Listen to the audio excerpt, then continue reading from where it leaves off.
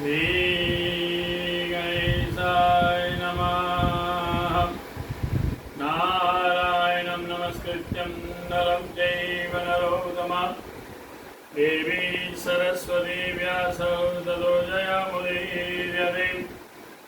नमो सुनन्ताय सहस्रमूर्ते सहस्रपादाक्षिश्रोर्भावे सहस्रनाम्ने पुरुषाय सहस्रते सहस्रकोटियुगधारिणे नमः।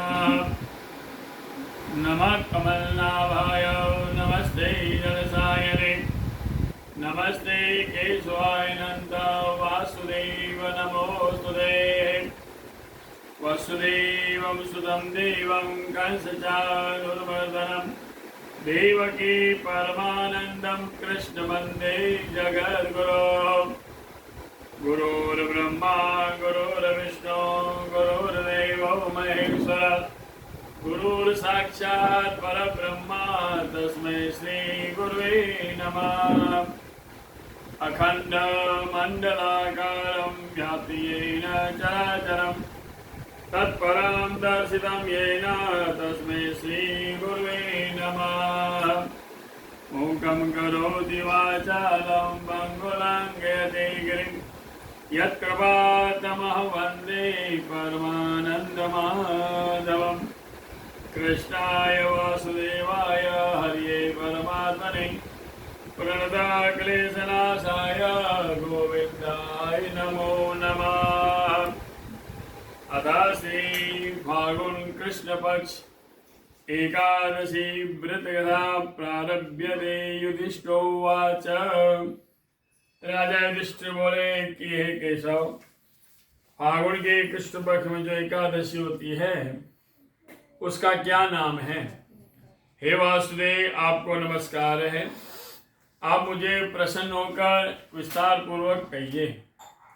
तो श्री भगवान वाचा, भगवान कहते हैं कि हे राजन, फाल्गुन के कृष्ण पक्ष में जो एकादशी उसका नाम है विजया। व्रत करने वाले मनुष्य को सदा जय देने वाली। अब इसकी कथा को मैं कह रहा हूँ, ध्यान लगा के सुनो। अब उसके व्रत का मातम्य सब पापों को हरने वाला। तो एक समय नारद जी कमलासन ब्रह्मा से पूछा कि हे ब्रह्मन, फाल्गुन के कृष्ण पक्ष में विजया नाम जो एकादशी तिथि होती है उसका व्रत प्रसन्न होकर मुझे कहिए। इस प्रकार नारद मुनि द्वारा पूछे जाने पर पितामह ब्रह्मा जी बोले कि हे नारद, सुनो। पापों को हरने वाली कथा मैं कह रहा हूँ, ध्यान लगा के सुनो। यह व्रत परम पवित्र है, पापों को नाश करने वाला। यह विजया एकादशी का व्रत मैंने किसी को नहीं कहा। यह विजया मनुष्य को जय देने वाली है। 14 वर्ष के लिए श्री रामचंद्र जी तपोवन में गए। सीता लक्ष्मण समेत पंचवटी में वास करने लगे। बसते उन महात्मा राम की सीता नाम की तपस्वी स्त्री को रावण हरकर ले गया। उस समय दुख से राम मोहन प्राप्त हुआ। भ्रमण करते हुए उन्होंने मृतप्राय जटायु को देखा। जटायु को देखकर वन में घूमते उन्होंने कमंद राक्षस को मारा। यह सब रहस्य कहकर मृत्यु को प्राप्त हुआ। सुग्रीव के साथ रामचंद्र जी मित्रता हुई। रामचंद्र जी के लिए बांदरों की सेना इकट्ठी हुई महाराज। उसके बाद लंका अशोक वाटिका में हनुमान जी ने जानकी को देखा तो रामचंद्र जी का यह अंगूठी सीता जी को दी। फिर वापस आकर रामचंद्र जी का सब वृतांत बताया। तो रामचंद्र जी हनुमान जी के वचनों को सुनकर सुग्रीव समाधि से यात्रा पर चले। वानर जिनको प्यारे ऐसे रामचंद्र जी वानर सहित समुद्र के किनारे आ पहुंचे। बड़े कठिनाई से पार होने योग्य देखा, विस्मित हो गए। फिर नेत्र और लक्ष्मण से बोले कि हे लक्ष्मण, कौन सा उपाय करने से समुद्र उतर जाए, पार हो जाए? अगाध समुद्र जल से परिपूर्ण है, भयानक जल में जीवों में भरा हुआ है, कोई उपाय नहीं दिख रहा है। यह सुख से पार उतरने में योग्य कैसे हो सकता है? तो लक्ष्मण जी बोले कि महाराज, आदिदेव है आप, पुराण पुरुषोत्तम है आप। इसी द्वीप के मध्य में वग्दालभ्य नाम ऋषि मुनि रहते हैं। हे राघव, इस स्थान से 2 कोस दूर उसका आश्रम है। हे रघुनंदन, उन मुनि से आप ब्रह्मा को देखा है। तालव्य मुनि ने दर्शन किए गए हैं, दूसरे विष्णु के समान बैठे हुए मुनि को नमस्कार किया। मुनि राम को पुरुषोत्तम को जानकर, हे राम, तुम्हारा आगमन कैसे हुआ? तो रामचंद्र जी बोले कि हे विप्र, हे मुनिवर, आपके प्रसाद से मैं राक्षस समेत लंका को जीतने के लिए आया हूँ।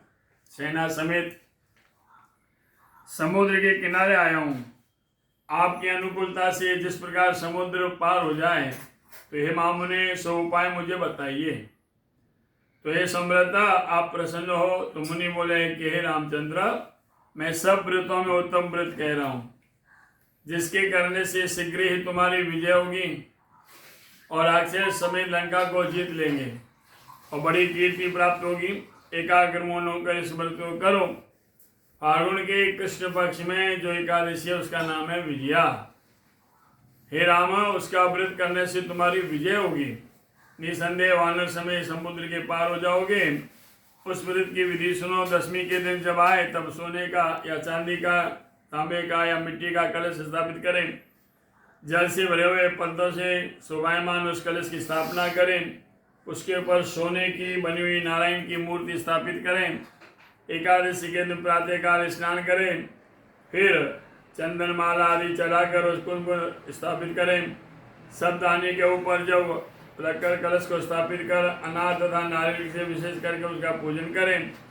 गंध, पुष्प, धूप, दीप आप नाना प्रकार से नैवेद्य से उस घड़े के ऊपर स्थापित नारायण की मूर्ति का पूजन करें।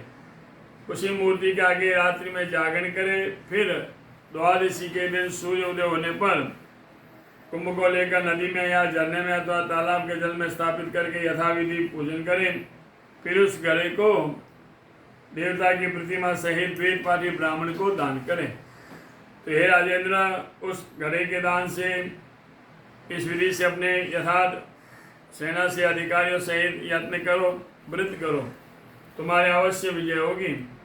तो मुनि के वचनों को सुनकर श्री रामचंद्र जी ने विजया नाम एकादशी का व्रत किया और व्रत करने से श्री रघुनंदन विजय को प्राप्त हुए।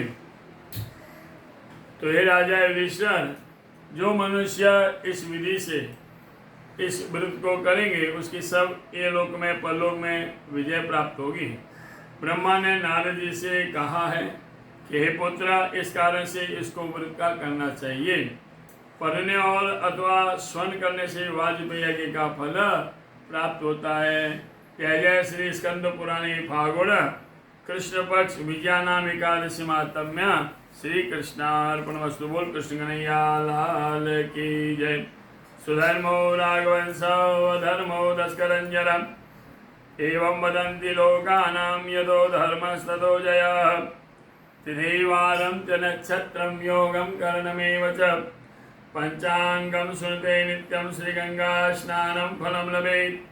आज आय करके ठाकुर जी रहे फागुन मास रहे कृष्ण पक्ष में द्वादशी में एकादशी रो व्रत गुरुवार मकर चंद्रमा सारे दिन विजया एकादशी व्रत वैष्णव सम्राट काल 13 शुक्रवार प्रदोष व्रत महाशिवरात्रि पर्व 14 शनिवार अमावस्या रविवार बीज मंगलवार चंद्र दर्शन सोमवार। चंद्र दर्शन सोमवार है, बीज है मंगलवार, बीज ज्योतिष बेली। मंगलम भगवान विष्णु मंगलम गरुड़ध्वज मंगलम पुंडरीकाक्ष मंगलाय स्तनोहरि। सब ने जय श्री कृष्ण। बोल कृष्ण कन्हैया लाल की जय।